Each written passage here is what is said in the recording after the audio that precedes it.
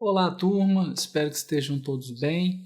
Nesse vídeo, primeiro eu pensei em falar sobre fontes do direito cambial. Aquela discussão que a gente encontra no começo de toda a disciplina, na verdade no começo da disciplina mesmo, lá no direito comercial 1 aparece fontes do direito comercial. E eu pensei em falar sobre fontes no direito cambial, que é no direito obrigacional especial dos títulos de crédito. Mas aí eu percebi que se eu fosse falar de fontes, eu acabaria resvalando em um outro tema, que é a questão dos títulos típicos e atípicos. Então esse vídeo é para falar um pouco de cada coisa. Essa classificação, que distingue os títulos em típicos ou nominados e atípicos ou inominados, e um pouco sobre fontes do direito cambial. Antes de avançar, vocês lembram, assim que eu falei de classificação, eu disse, eu não vou sair aqui enumerando como um louco as classificações, é preciso que, na medida em que o conteúdo avance, eu vá apresentando as classificações condizentes com o andar da matéria. Então essa é uma classificação que eu vou apresentar e que vai ser relevante para o andamento do raciocínio agora. Aquela distinção que diferencia os títulos em títulos típicos e atípicos. Qual o critério? Eu vou desenvolver o raciocínio e pretendo esclarecer isso aí. Logo que a gente começa o estudo dos títulos de crédito, a gente encontra a menção ao princípio da legalidade.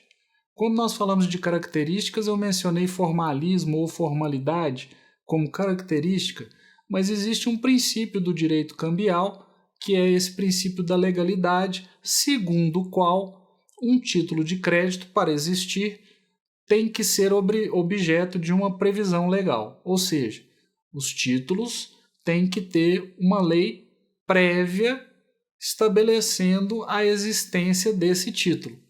Isso significa que uma pessoa não poderia, em uma relação com outra, quer dizer, credor-devedor, simplesmente criar um título de crédito. Você não poderia inventar um título novo além daqueles previstos em lei. Isso era o normal das coisas. Aí quando eu venho aqui falar de fontes, onde é que nós vamos encontrar nas leis, que é a nossa fonte principal, o direito cambial? Primeiro lugar que vocês já devem, ou primeiro diploma, porque não é um lugar, que vocês já devem ter lido aí na doutrina, se leram os textos que foram indicados em relação aos conteúdos passados, é o Código Civil, que tem todo mundo mencionado, logo no começo da teoria geral. E o Código Civil realmente ele tem uma parte específica dele que trata de títulos de crédito. Mas aí entra a questão, de que título de crédito trata o Código Civil? Se existe um princípio da legalidade e, consequentemente, um título, para existir, tem que ter sido objeto de prévia previsão legal, então, se existe isso, o Código Civil fala de qual título? Pois é, se você der uma conferida no artigo 903 do Código Civil, você vai perceber o seguinte. Primeiro eu vou fazer a leitura aqui, e o que temos lá é: salvo disposição diversa em lei especial, regem-se os títulos de crédito pelo disposto neste Código. Salvo disposição expressa em lei especial. Então o que o Código Civil está dizendo aí? A não ser que exista uma lei própria para o título de crédito, ele vai ser regido pelo que está disposto no Código. Então, esse dispositivo está primeiro reconhecendo que a tendência é que exista uma lei específica. Não havendo, então eu vou aplicar o Código Civil. Isto deu abertura aos chamados títulos atípicos ou títulos inominados. Talvez inominado fosse uma expressão até melhor, porque sem nome, não tem uma lei própria, é um título meio que geral. Bom, em relação a isso, gente, hoje em dia a maioria da doutrina tem entendido que o Código Civil prevê regras para títulos atípicos. seriam títulos que os particulares, tentando resolver problemas ou situações que não seriam bem satisfeitas pelos títulos existentes, eles teriam a liberdade de criar novos títulos. Obviamente que é uma liberdade nos termos da lei, o próprio Código Civil vai prever requisitos elementares para esses títulos, mas existe um problema aí. Eles não têm algumas das características que os títulos de crédito tradicionais costumam ter e que os títulos previstos em lei especial costumam ter. Especificamente, gente, a questão da executividade. Então você tem uma fonte geral para títulos atípicos, que é o Código Civil. Vai ter quem diga que título atípico nem é título. Mas vocês vão perceber que o Código Civil tentou repetir tanto quanto possível não, porque possível podia ser pegar e copiar, mas em larga escala, dispositivos de leis específicas referentes a títulos de crédito, mais especificamente as que tratam de letra de câmbio e nota promissória. Então, o Código Civil é fonte dos chamados títulos atípicos. Essa distinção, título típico ou título atípico, tem como critério a existência ou não de uma lei específica para aquele título de crédito. Não específica no sentido de que ela só preveja aquele título, mas no sentido de que ela regule aquele título, que não é o caso do Código Civil. Vocês ainda terão a oportunidade de ver que fala de títulos de modo geral e nem muito bem estabelece requisitos.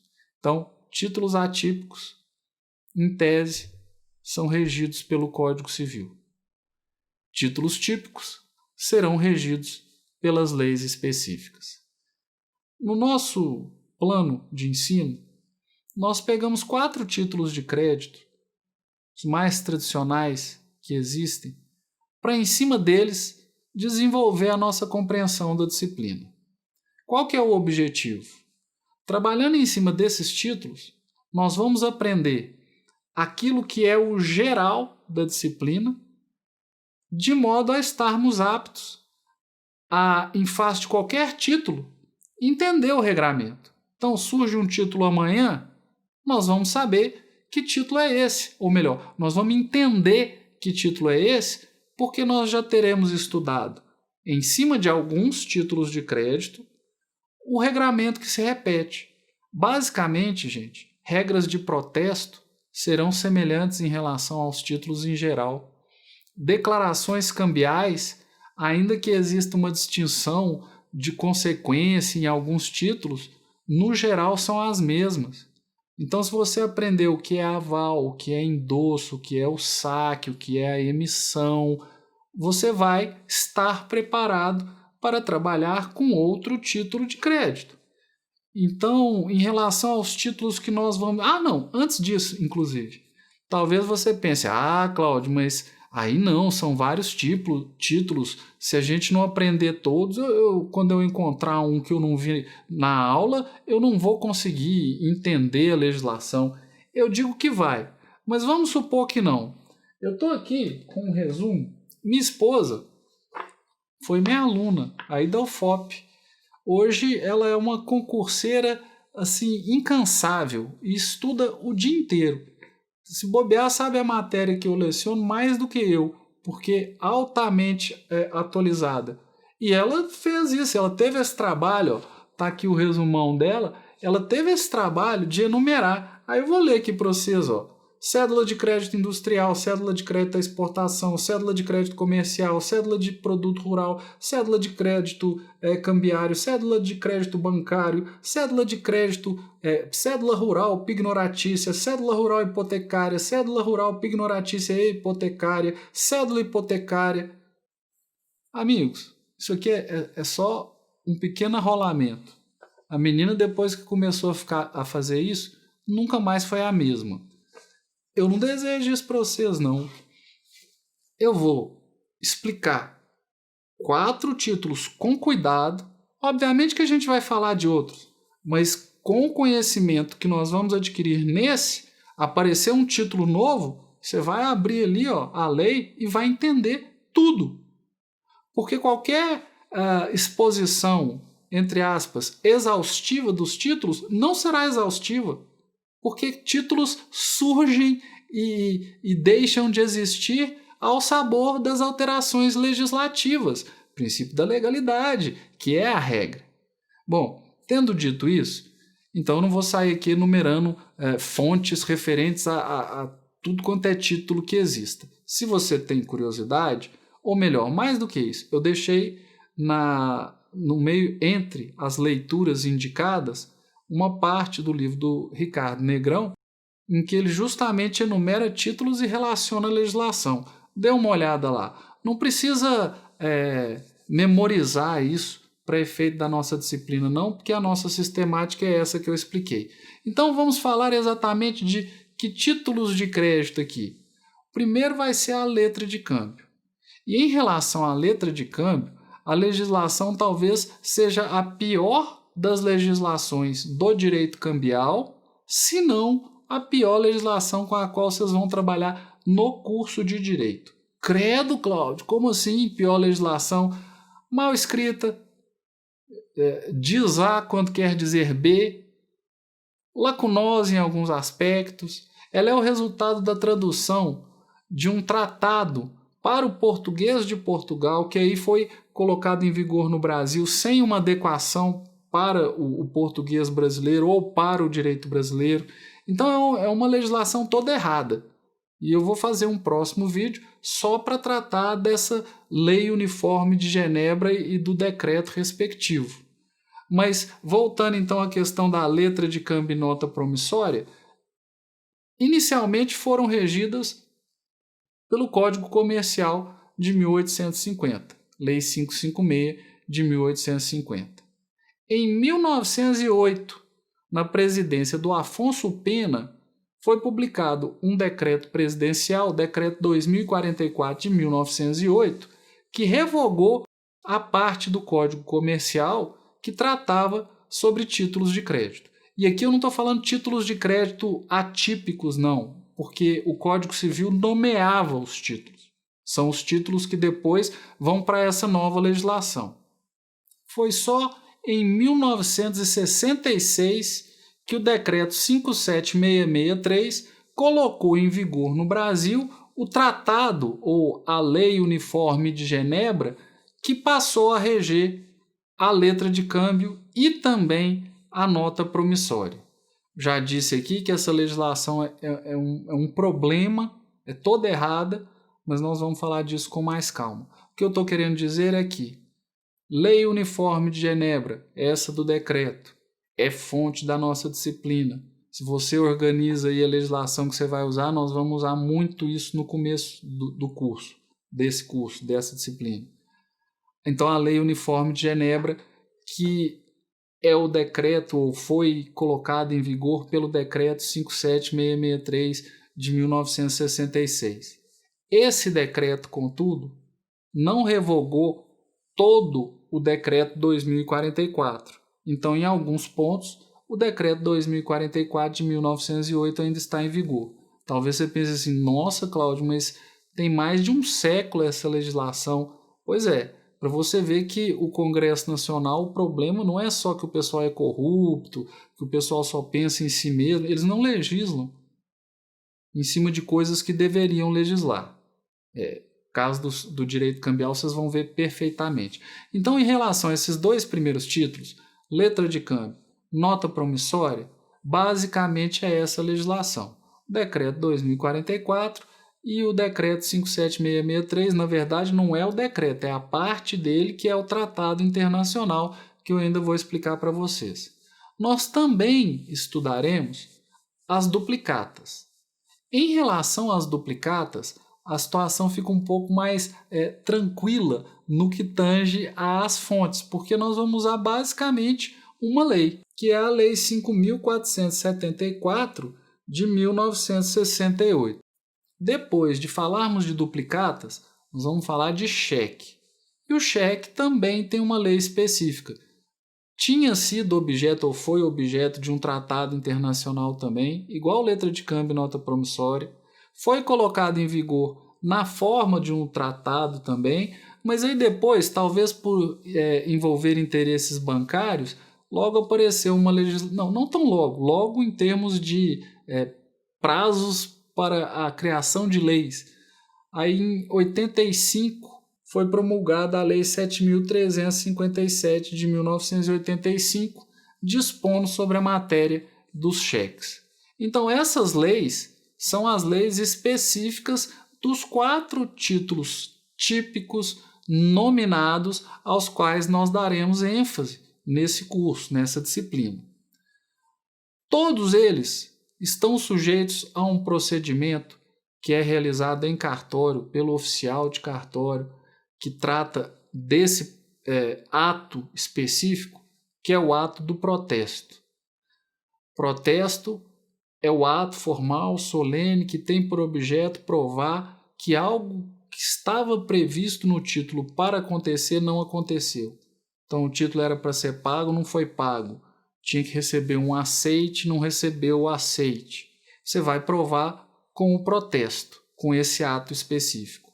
E o protesto é objeto de uma lei específica, que é a Lei 9.492 de 1997.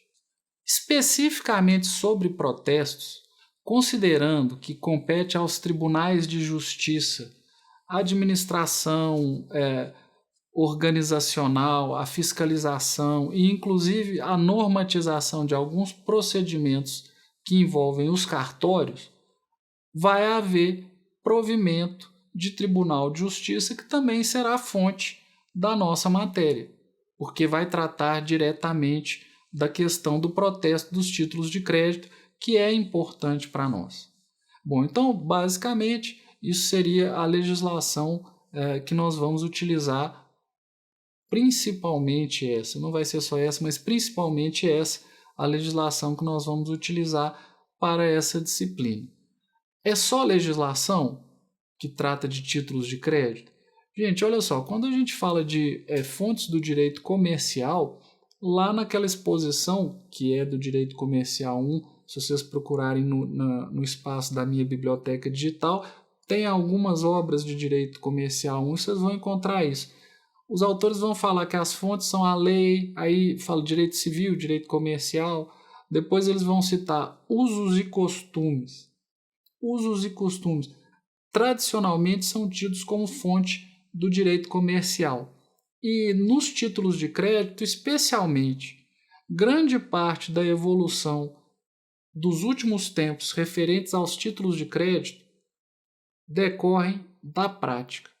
Não só da prática que foi depois abençoada, ratificada, autorizada, fundada pela jurisprudência. As coisas começaram a acontecer na prática, vieram os tribunais e falaram: é isso mesmo, pode acontecer, depois de terem negado, depois de terem resistido. Então, além da legislação como fonte para a matéria ou para o direito, não para a matéria, né? Para o direito cambial, nós vamos ter que ver alguma coisa de usos, porque influíram no sentido da regra atual, e inclusive no regramento mesmo. Tem regra que não existe e foi criada nos usos costumeiros. E também um pouco de jurisprudência. Nessa parte, gente, eu vou ser mais crítico, porque eu acho que o que a jurisprudência aprontou não foi exatamente a melhor coisa do mundo, não.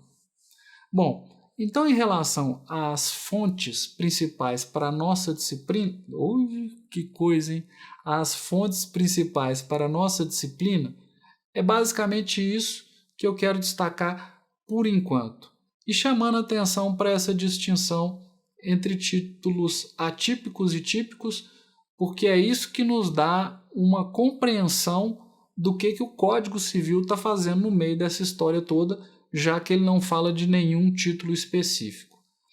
Existem alguns links no ambiente da disciplina com leituras indicadas exatamente sobre isso. E a última leitura é um texto que, na verdade, eu não sei se ele chegou a ser publicado. O professor William ele passou isso por PDF mesmo, foi assim que eu tive acesso, do professor William Duarte Costa, que é muito crítico, ou era, que é falecido, muito crítico da redação da matéria dos títulos de crédito no Código Civil. Em relação a esse texto, eu sei que ali ele faz algumas observações que, para o ponto em que nós estamos na disciplina, talvez alguma coisa fique meio perdida, porque eu não ensinei todos os conceitos que ele vai mencionar ali ainda. O certo mesmo, para você entender, pelo menos no meu entendimento, para você compreender esse texto bem compreendido, a gente deveria já estar na metade da disciplina. Mas como ele trata disso, do Código Civil e dessa questão dos títulos atípicos, tá aí. Se você conseguir entender, tanto melhor. Se não, vamos anotando as dúvidas e elas serão, né, eu espero, resolvidas no decorrer do curso. Esse vídeo é isso então, amigos. Uma reflexão sobre as fontes que nós vamos utilizar e sobre essa distinção dos títulos em típicos e atípicos. Obrigado pela atenção e até a próxima aula virtual. Um abraço.